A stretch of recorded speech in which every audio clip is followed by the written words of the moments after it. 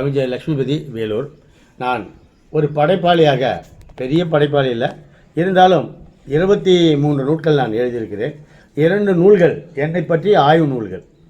அந்த 23 நூல்களில் நான் மிகவும் நேசிக்கிற, மிகவும் கஷ்டப்பட்டு எழுதிய நூல் இந்த நூல் மண்ணுக்குள் வானம்.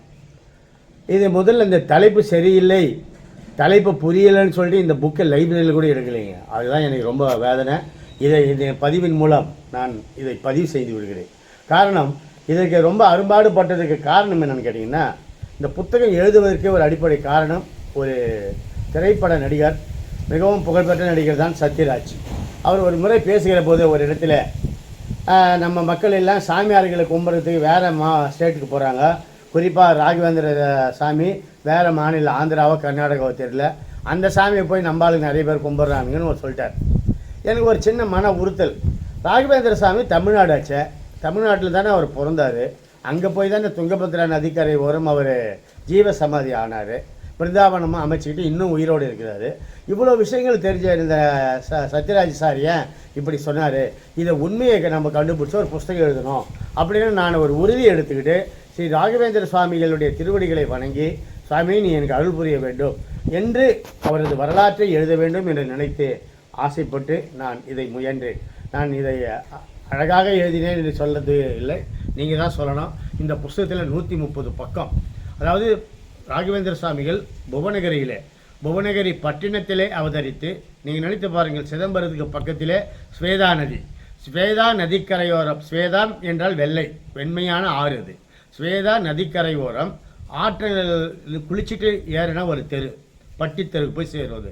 அந்த பட்டித்தெருவில் தான் சுவாமியினுடைய அவதாரம் நிகழ்ந்திருக்கிறது என்பதற்கு பல்வேறு ஆதாரங்களை ரஜினிகாந்த், சூப்பர் ஸ்டார் ரஜினிகாந்த் அவர்களும் அப்போது அங்கே அறநிலைத்துறை அமைச்சராக இருந்தாங்க புவனகிரி தொடர்பு உடைய திரு வி சாமிநாதன் அவர்களும் இதை ஆய்வு செய்து, இங்கே ராகவேந்திர சுவாமிகள் இந்த இடத்துல தான் பிறந்தாருன்னு சர்வே நம்பரோடு வாங்கி அங்கே பலகையில் பொறிச்சு வச்சுருக்காங்க. அது படம் எடுத்து இந்த புத்தகத்தில் நான் எழுதியிருக்கேன். அப்புறம் புவனகிரியில் சுவாமி அவதரிச்சிருக்காரு. எப்படிலாம் இதில் நம்ம சொல்லலாம்னா, புவனகிரி பட்டணம் என்பது அந்த ஏரியாவில் பட்டணம்னா புவனகிரி. ஏன் தெரியுங்களா? பட்டணம் என்றால் ஆற்றங்கரையோர் இந்த ஒரு சின்ன நகரம், சிட்டிக்கு பேர் பட்டணம். பட்டணம் அப்போ அந்த ஏரியாவில் எந்த பட்டணம் இருந்ததுன்னா இந்த புவனகிரி தான் இருந்திருக்கு. காரணம் என்ன என்று கேட்டால், புவனகிரியில் அவங்க அப்பா அம்மா அங்கே இருந்திருக்காங்க. அவங்க அப்பா அம்மாவுடைய பூர்வீகம் உங்களுக்கு விஜயநகர பேரரசுலேருந்து அவங்க வந்தவங்க தமிழ்நாட்டுக்கு வந்து அவங்க புவனகிரியில் செட்டில் ஆகிறாங்க. ஏன் செட்டில் வந்து உண்மைன்னு தெரியுதுன்னா, அவங்களுடைய குலதெய்வம் போவராக சாமி, அது பக்கத்தில் தான் இருக்குது. போவராக சாமி அங்கே ஸ்ரீமுஷ்ணத்தில் இருக்குது. ஸ்ரீமுஷ்ணமும் புவனகிரி ஒரு 20-25 கிலோமீட்டர் இருக்கும். அங்கே புவனகிரியிலேருந்து சிதம்பரம் பக்கம், புவனகிரியிலேருந்து கும்பகோணம் பக்கம், அந்த ரோட்டில் மெயின் ரோடு. ஆக இதெல்லாம் நீங்கள் நினச்சி பார்த்தீங்கன்னா, ஸ்ரீமடம் என்பது கும்பகோணத்தில் தான் இருந்தது. ஸ்ரீமடம் என்பது என்ன?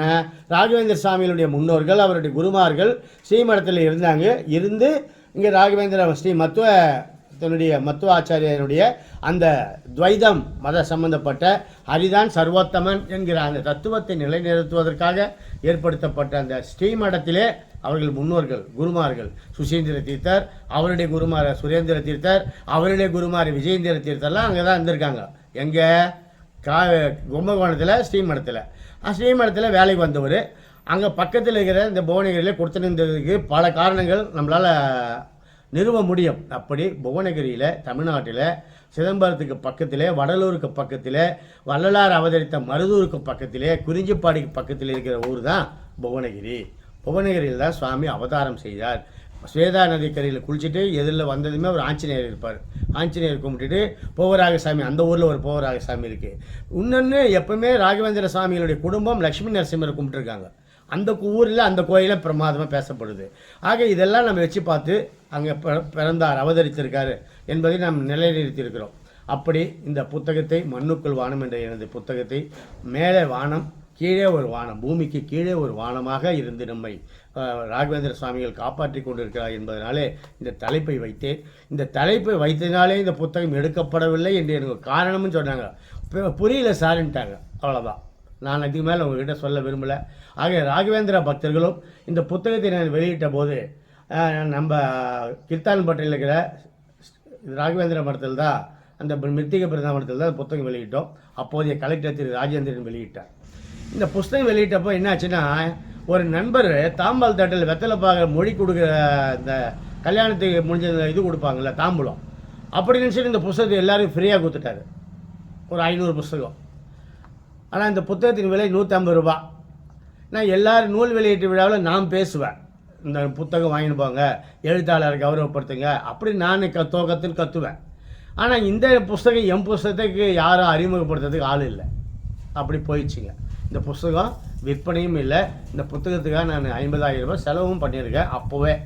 ஏன் தெரியுங்களா? புவனகிரியில் தங்கினேன், கும்பகோணத்தில் தங்கியிருக்கேன், இவர் துறவரம் மேற்கொண்ட தஞ்சாவூரில் போய் தங்கியிருக்கிறேன். இவங்களுடைய தாய்மாமன் ஸ்ரீ வெங்கடேஷா அங்கே போயிட்டு தாய்மாமன் தங்கி படித்தார். அந்த இடத்துல ஏதாவது தடயங்கள் நமக்கு சான்றுகள் கிடைக்குமான்னு போய் பார்த்தேன்.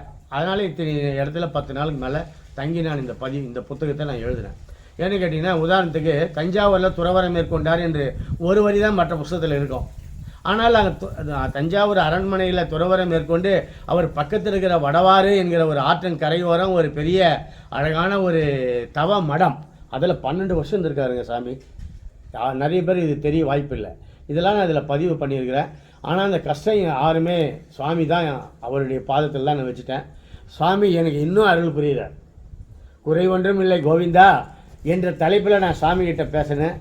அப்படி தான் நான் இன்னும் சாமியுடைய பக்தனாக இருக்கிறேன். ஏன் இந்த புத்தகத்தை பற்றி நான் பெருமையாக சொல்கிறேன்னா, இந்த புத்தகத்தில் ஒரு அறிமுக உரையாக என்னுடைய நண்பர் முனைவர் கோ விசயராகவன், உதவி இயக்குனர் தமிழ் வளர்ச்சித்துறையில் மிகப்பெரிய அளவில் இருந்து தொண்டாற்றியவர், நிறைய தமிழறிஞர்களை கௌரவித்திருக்கிறார் என்பது என்றைக்கும் நாம் நன்றியோடு தான் நினச்சி பார்க்குறோம்.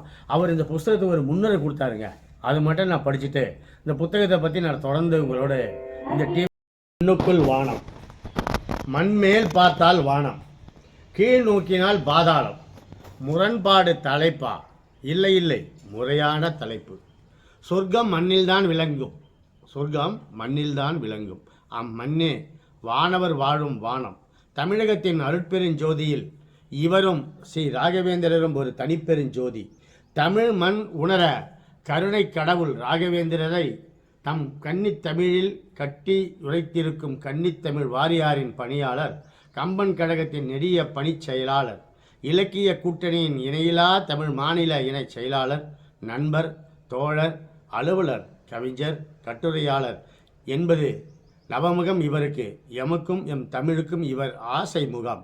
லட்சுமிபதியார் தமிழ் வளர்க்கும் தன்னார்வ படைப்பாளிகளின் இன்சுமை தாங்கி வாழ்க வளமெல்லாம் பெற்று என்று அவர் இதை பாராட்டியிருப்பார்.